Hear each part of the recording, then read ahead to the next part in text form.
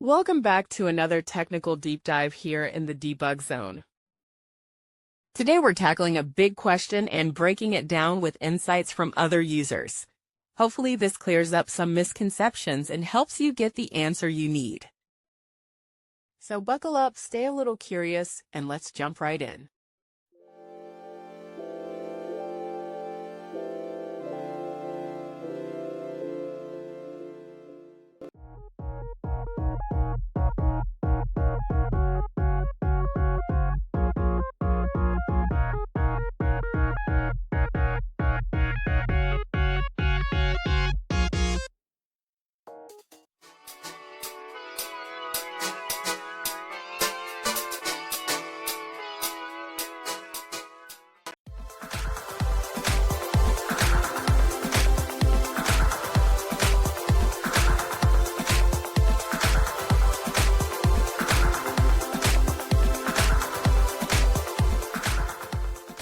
And that's a wrap.